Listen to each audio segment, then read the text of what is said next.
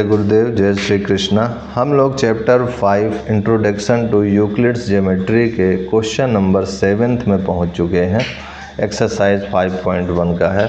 तो देखिए एक्सरसाइज 5.1 के 7th क्वेश्चन में क्या कह रहा है। Why is axiom 5 in the list of Euclid's axioms considered a universal truth. कह रहे हैं कि ये जो एक्सियम 5 है उसको हम लोग जो है क्यों यूनिवर्सल ट्रूथ कहते हैं। Note that the question is not about the 5th postulate. ध्यान रखिएगा कि ये जो क्वेश्चन है वो 5th पोस्टुलेट के लिए नहीं है। तो यहाँ पर अगर ये समरी में भी देखा जाए यहाँ पर तो यूक्लिड्स एक्सियम का 5 the whole is greater than the part. यहाँ पर सम यूक्लिड्स एक्सियम है। ज़रा शुरुआत में भी देख लेते हैं कि यूक्लिड्स का जो है एक्सियम 5 जो है क्या कह रहा है।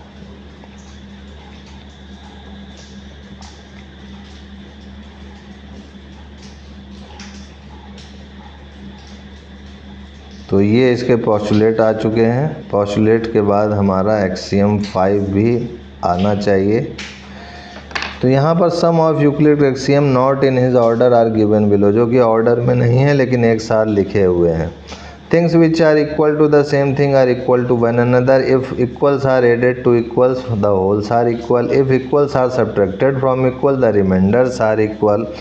बात सही है। Things which coincide with one another are equal to one another. जो एक दूसरे के ऊपर कॉन्साइड कर जाते हैं वो एक दूसरे के इक्वल भी होते हैं। The whole is greater than the part.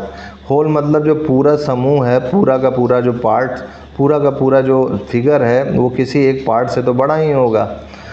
फिर आगे कह रहे हैं things which are double of the same things are equal to one another. कह रहे हैं कि एक थिंग्स अगर दूसरे का डबल है तो वो उनके जो सेम थिंग्स हैं वो इक्वल भी होंगे। जैसे कि मान लीजिए हमारे पास ए बी है। कह रहे हैं the things which are double of the same things are equal to one another. और ए बी सी डी के इक्वल, अगर मैं इसको डबल कर दूं 2AB कर दूं और इसको भी 2CD कर दूं तो भी 2AB 2CD के इक्वल होगा। अगर इसको दुगना करेंगे इसको भी दुगना करेंगे तो भी इक्वल होगा। और आगे कह रहे हैं things which are halves of the same things. कह रहे हैं सेम थिंग का हाफ कर दिया जाए तो भी जो आएगा वो एक दूसरे के इक्वल होगा। सही बात है। अगर मान लीजिए ये सेब है, इस सेब को मैंने इक्वल भागों में विभाजित किया तो ये जो पार्ट होगा और ये जो पार्ट होगा ये दूसरे के इक्वल होगा। तो इनके सारे एक्सियम यूनिवर्सली ट्रूथ को रिप्रेजेंट कर रहे हैं। अब इसमें अगर मैं 5th पार्ट को मान लूँ कि ये इसका 5th एक्सियम है, हालांकि इन्होंने यहाँ लिखा हुआ है some of the Euclid's axiom not in his order. ये ऑर्डर में तो नहीं है कि कौन पहला कौन दूसरा। तो ये 7 को इसीलिए मैंने पढ़ा कि 7 में से अगर कोई भी 5वां होगा तो सभी के सभी ट्रू हैं, यानी सभी के सभी यूनिवर्सल ट्रू हैं हर एक परिस्थिति में। तो यहाँ पर ये पूछ रहा है ना क्वेश्चन में कि ये जो आपने पढ़ा है और ये 5वें का थोड़ा सा हम डिस्कस कर लें, क्योंकि मैं इसी को 5वां एक्सियम मान के अगर चलूँ। The whole is greater than the part. Suppose कीजिए कि ये सर्किल है, तो ये सर्किल क्या है, पूरा एक कंप्लीट है। अब इसका एक पार्ट अगर ले लें, मान लें कि ये सेंटर है, इसका 1/4 हिस्सा अगर मैं इसका बाहर निकाल दूँ तो ये 1/4 हिस्सा क्या इस होल से बड़ा होगा? नहीं होगा। तो यानी ये जो होल है पूरा का पूरा सर्किल वो अपने इस पार्ट से हमेशा बड़ा होगा। तो बात सत्य है। तो ये एक्सियम हमारा सही है। तो इसमें क्वेश्चन के अनुसार अगर हम लोग देखें तो क्वेश्चन में भी हमारा जो है इस पार्ट में सीधे से बस यही पूछ रहा है 7th में कि why is axiom 5 in the list of Euclid axiom consider universal truth. कह रहे हैं कि क्यों जो है एक्सियम 5 को यूनिवर्सल ट्रूथ कहा जाता है। Note that the question is not about the 5th postulate.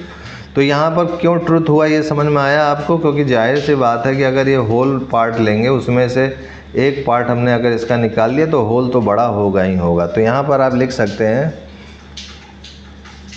कि as statement is true.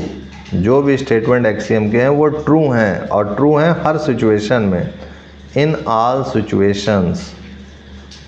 All situation का तात्पर्य कि चाहे इसको आप 1/4 काटो, चाहे इसका 1/3 काट लो, चाहे इसको तिरछा काट के निकाल लो, ये हमेशा जो है इस अपने होल से तो छोटा रहेगा ही रहेगा। ठीक है। तो जब ये हर परिस्थिति में जो है सत्य ही होगा, ट्रू ही होगा, तो लिख सकते हैं हेंस इट इज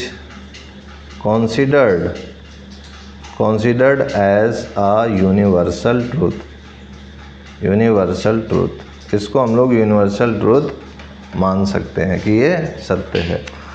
तो इस टाइप से हमारा ये Euclid's introduction to Euclid's geometry ख़त्म हो गया। हम लोगों ने इस 7 क्वेश्चन के एक्सरसाइज 5.1 के चैप्टर में ढेर सारे जो है पोस्टुलेट एक्सियम पढ़े, सारे पोस्टुलेट और एक्सियम को समझा। और अब हम लोग नेक्स्ट चैप्टर जो कि हमारा 5th के बाद 6th चैप्टर होगा लाइंस एंड एंगल्स, उसको नेक्स्ट वीडियो में देखेंगे। आज के लिए इतना ही मित्रों भाइयों, तब तक के लिए जय गुरुदेव, जय Shri Krishna and I will see you next time.